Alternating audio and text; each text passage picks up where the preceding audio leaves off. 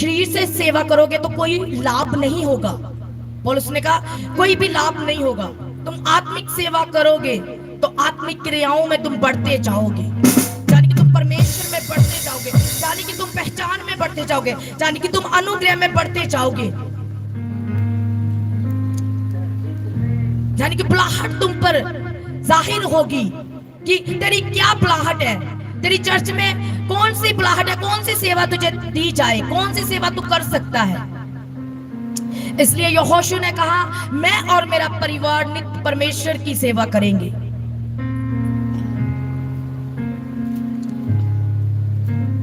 वो शैतान को मौका नहीं देता था, वो हमेशा अंगीकार करता रहता था मैं और मेरा परिवार। उसने ये नहीं कहा मेरी बुलाहट है मैं ही करता रहूंगा, उसने कहा मैं और मेरा परिवार। Hallelujah, hallelujah.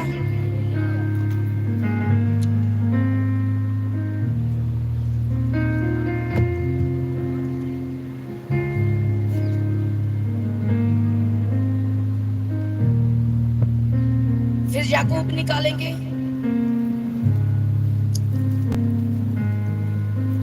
जो तूने वचन ग्रहण कर लिया, तुम वचन सुन रहे हो, तुम परमेश्वर में आ चुके हो, और जिस प्लेस पर परमेश्वर ने तुझे खड़ा कर दिया, तुझे क्या रहना है वहां पर तेरे लिए तू अपने अगुवे के साथ वफादार रह, तू विश्वास कर, उनके विश्वास का अनुकरण कर।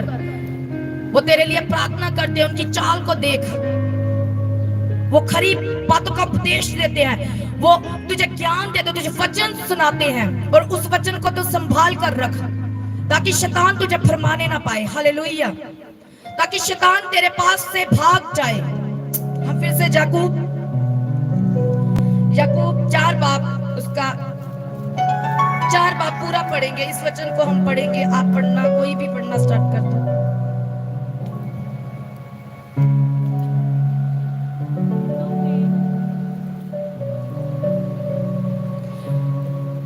4 बाब, याकूब 4 बाब। तुम में लड़ाइयाँ और झगड़े कहाँ से आ गए? क्या उन सुख विलासों से नहीं जो तुम्हारे अंगों में लड़ते भिड़ते हैं? तुम लालसा रखते हो और तुम्हें मिलता नहीं, इसलिए तुम हत्या करते हो। तुम दाग करते हो और कुछ प्राप्त नहीं कर पाते, तो तुम झगड़ते और लड़ते हो।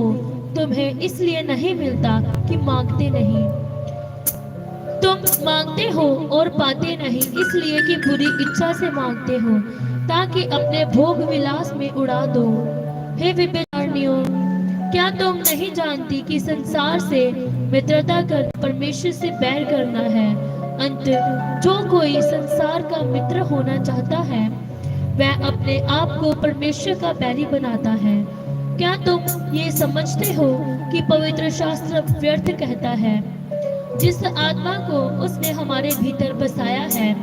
क्या वह ऐसी लालसा रखता है जिसका प्रतिफल ना हो? वह तो और भी अनुग्रह देता है। इस कारण ये लिखा है, परमेश्वर अभिमानियों का विरोध करता है पर दीनों पर अनुग्रह करता है। इसलिए परमेश्वर के अधीन हो जाओ और शैतान का सामना करो, वह तुम्हारे पास से भाग जाएगा। परमेश्वर के निकट आओ तो वह भी तुम्हारे निकट आएगा। हे पापियों, अपने हाथ शुद्ध करो, और हे दुचिंते लोगों, अपने हृदय को पवित्र करो। दुखी हो, पवित्र करो, बस। इसलिए परमेश्वर के अधीन हो जाओ और शैतान का सामना करो तो वह तुम्हारे पास से भाग निकलेगा। परमेश्वर का वचन कहता है, क्या तुम नहीं जानते कि पवित्र आत्मा तुम्हारे अंदर है, और अगर वो तुम्हारे अंदर है, तुम प्रार्थना में मांगोगे तो तुम्हें दिया जाएगा। तुम शैतान को डांटोगे तो वो तुम्हारे पास से भाग निकलेगा। तुम क्यों कहते हो दुष्ट आत्मा मुझे परेशान करती है? तुम क्यों कहते हो दुष्ट आत्मा ऐसा? ये दुष्ट आत्मा कुछ नहीं है, ये झूठी आत्मा है, ये कुछ नहीं है। हमारा परमेश्वर जिसका आत्मा हमारे अंदर है वो इनको खत्म कर देगा। जो शैतानी बीमारियां हैं, अगर परमेश्वर का आत्मा तुम्हारे अंदर है तो वो खत्म कर देगा उन बीमारियों को। अगर तुम फेथ के साथ खड़े हो, तुम अपने अगुवे के साथ वफादार हो, अपने अगुवे के साथ एक दर्शन में, एक फेथ में खड़े हो, तुम कुड़कुड़ाते नहीं है, तुम ये नहीं ऐसा, पास्टर ने ऐसा कर दिया, पास्टर ने ऐसा कर दिया। मैंने अभी बताया